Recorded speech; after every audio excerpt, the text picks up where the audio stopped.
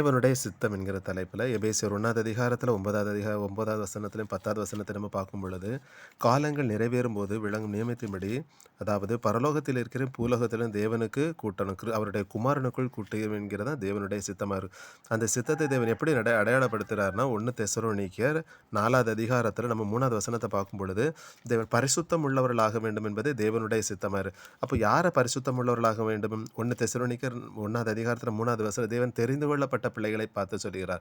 இந்த தெரிந்து கொள்ளப்பட்ட பிள்ளைகள் எதற்குரியவர்களாக இருக்கிறாங்கன்னா, அதாவது 1 தெசலோனிக்கேயர் 2வது அதிகாரத்தில் 11வது வசனத்தை, அவருடைய ராஜ்யத்திற்கு என்று தேவன் தெரிந்து கொள்ளப்பட்ட பிள்ளைகள். இந்த பிள்ளைகளை தேவன் பரிசுத்தப்படுத்தணும்னு பார்க்குறாரு. அப்போ பரிசுத்தம் அப்படின்னு பார்க்கக்கூடியதுல பரிசுத்தத்தினுடைய தொடக்கம், பரிசுத்தத்தினுடைய ஒரு அற்றம் இருக்கு வரக்கூடிய நேரத்தில், அதாவது இயேசு கிறிஸ்துவின் மகிமை அடைவதுதான் தேவனுடைய ரட்சிப்பினுடைய ஒரு பூரணமாக தேவன் அங்கே அடையாளப்படுத்துகிறார். அப்போ இயேசு கிறிஸ்துவின் மகிமை அடைவதுதான் ஒரு ரட்சிப்பாக தேவன் அடையாளப்படுத்துகிறார். அந்த இயேசு கிறிஸ்துவின் மகிமை எப்படி 2 தெசலோனிக்கேயர் 2ல் 14வது வசனத்தில் தேவன் அடையாளப்படுத்துகிறார். அந்த இயேசு கிறிஸ்துவின் மகிமை அடைவதுதான் விசுவாசத்தினுடைய ஒரு பூரணம். அதாவது குமாரனுடைய சாயலை அடைவதுதான் ரட்சிப்பினுடைய இந்த சித்தத்திற்கு தேவன் நம்மை அழைத்திருக்கிறார். அப்போ நம்ம இதை பார்க்கும் பொழுது, ஏன் நம்ம பரிசுத்த அடைய வேண்டிய, ஏன் இயேசு கிறிஸ்துவின் மகிமை அடைய வேண்டியிருக்கு?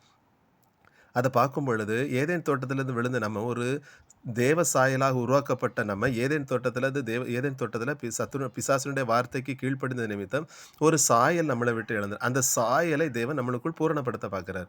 அப்போ சாயலை இழந்த நம்ம அதை எப்படிப்பட்ட சாயல் அப்படின்னு பார்க்கக்கூடிய நேரத்தில் ரோமர் 8வது அதிகாரத்தில் 3வது வசனத்தை நம்ம பார்க்கும் பொழுது, ஒரு பாவ மாமிசத்தினுடைய ஒரு சாயலை நம்ம இருக்கிறோம்.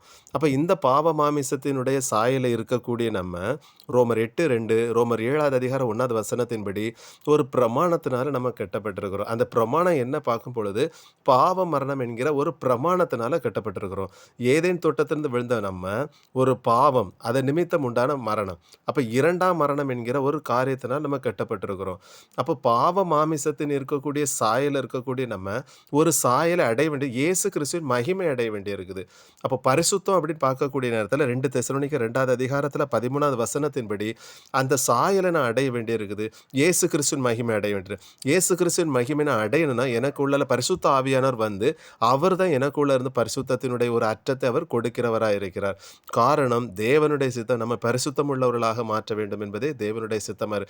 யாரை தேவனுடைய பரிசுத்தம் உள்ள, தேவனால் தெரிந்து கொள்ளப்பட்ட பிள்ளைகளை தேவன் பரிசுத்தம் உள்ளவர்களாக மாற்ற வேண்டும் என்பதே தேவனுடைய சித்தமாக இருக்கிறது.